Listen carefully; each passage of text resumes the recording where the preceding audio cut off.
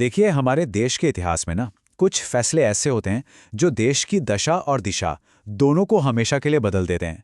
कभी अच्छे के लिए तो कभी शायद उतने अच्छे के लिए नहीं। जैसे इंदिरा गांधी की इमरजेंसी थी, मनमोहन सिंह का इकोनॉमिक लिबरलाइजेशन था, या फिर मोदी सरकार की नोटबंदी। लेकिन अगले कुछ दिनों में जो करने की कोशिश हो रही है वो हमारे देश के लोकतंत्र और संघीय ढांचा यानी केंद्र और राज्यों के बीच जो पावर का बैलेंस है उसे पूरी तरह से बदल के रख सकता है। अब एक ऐसी योजना की बात हो रही है जो देश के लोकतांत्रिक और संघीय ढांचे पर एक तरह से बुलडोजर चला सकती है और एक नया उत्तर बनाम दक्षिण का संघर्ष पैदा कर सकती है, और वो भी सिर्फ और सिर्फ राजनीतिक फायदे के लिए। तो चलिए समझते हैं कि आखिर हो क्या रहा है। देखिए, जब देश का ध्यान 5 राज्यों के चुनावों और दुनिया भर के संकटों पर लगा हुआ है, सरकार चुपचाप कुछ ऐसे बिल ला रही है जो हमारे संविधान में संशोधन कर सकते हैं और हमारी पूरी लोकतांत्रिक व्यवस्था को हिला सकते हैं। तो प्लान क्या है? प्लान यह है कि लोकसभा की सीटों को 543 से बढ़ाकर लगभग 850 कर दिया जाए, जिसमें से 815 सीटें राज्यों को मिलेंगी और 35 केंद्र शासित प्रदेशों को। और इसकी वजह क्या बताई जा रही है? महिला आरक्षण बिल्कुल लागू करना। और यहीं से सारा का सारा विवाद शुरू होता है। ये योजना असल में उत्तर प्रदेश और बिहार जैसे राज्यों को, जहां जनसंख्या ज्यादा बड़ी है, एक तरह से इनाम देगी, और वहीं जिन दक्षिणी राज्यों ने जनसंख्या नियंत्रण में अच्छा काम किया है उन्हें एक तरह से सजा मिलेगी और संसद में उनकी आवाज पहले से कमजोर हो जाएगी। अब इस पूरे बवाल को ठीक से समझने के लिए सबसे पहले एक शब्द को समझना बहुत जरूरी है, परिसीमन, या जिसे अंग्रेजी में डेलिमिटेशन कहते हैं। आखिर ये चीज है क्या? हमारे संविधान का आर्टिकल 82 ये कहता है कि ये वो प्रक्रिया है जिससे संसदीय और विधानसभा क्षेत्रों की सीमाएं यानी बाउंड्रीज तय की जाती हैं, और ये काम एक स्वतंत्र परिसीमन आयोग यानी डिलिमिटेशन कमीशन को दिया जाता है। इस पूरी प्रक्रिया के पीछे एक बहुत सीधा साधा डेमोक्रेटिक प्रिंसिपल है, एक वोट एक मूल्य।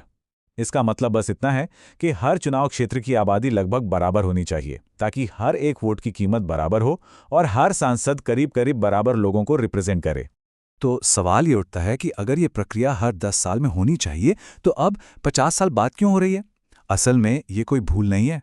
पिछली सरकारों ने इस बहुत ही संवेदनशील मुद्दे को दशकों तक जानबूझकर रोक कर रखा था।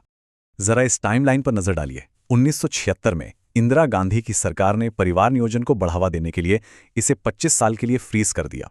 फिर 2002 में अटल बिहारी वाजपेयी की सरकार ने इस रोक को और 25 साल यानी 2026 तक के लिए बढ़ा दिया, और दोनों ही सरकारों ने वजह एक ही दी, उन राज्यों को सजा ना दी जाए जिन्होंने अपनी आबादी कंट्रोल करने में मेहनत की है।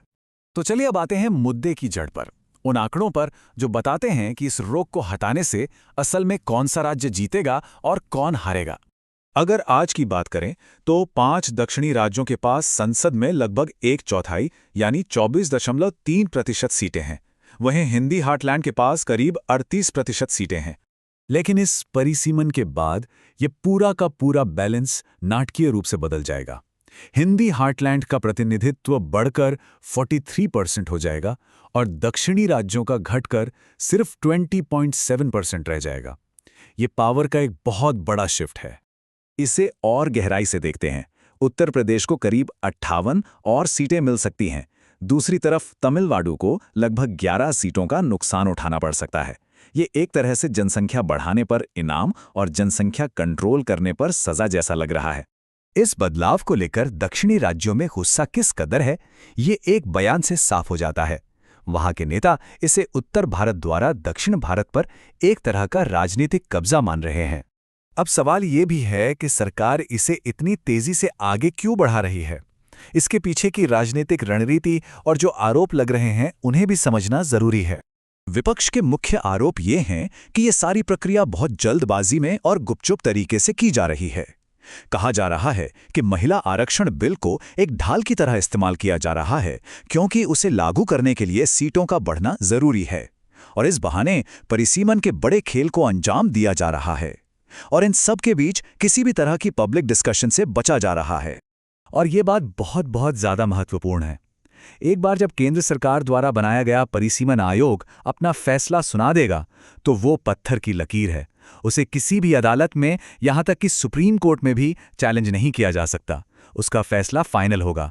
तो क्या इसका मतलब ये है कि कोई और रास्ता है ही नहीं? क्या ये होकर ही रहेगा? नहीं, ऐसा भी नहीं है।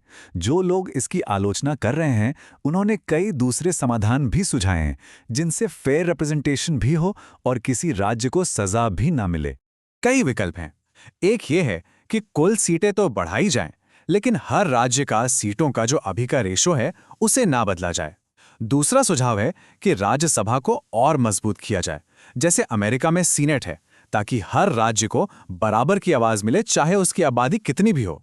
और एक तीसरा सुझाव है कि एक नया फॉर्मूला बनाया जाए जो सिर्फ जनसंख्या पर नहीं बल्कि राज्य के आर्थिक प्रदर्शन जैसे फैक्टर्स पर भी ध्यान दे। तो आखिर में हम एक बहुत बड़े सवाल पर आके रुकते हैं। ये सिर्फ सीटों का खेल नहीं है, ये हमारे देश के भविष्य का सवाल है। आखिर दांव पर क्या लगा है? इस पूरे कदम के असर को समझाने के लिए एक बहुत ही पावरफुल टर्म इस्तेमाल किया गया है, लोकतंत्र की नोटबंदी। जरा सोचिए इस पर।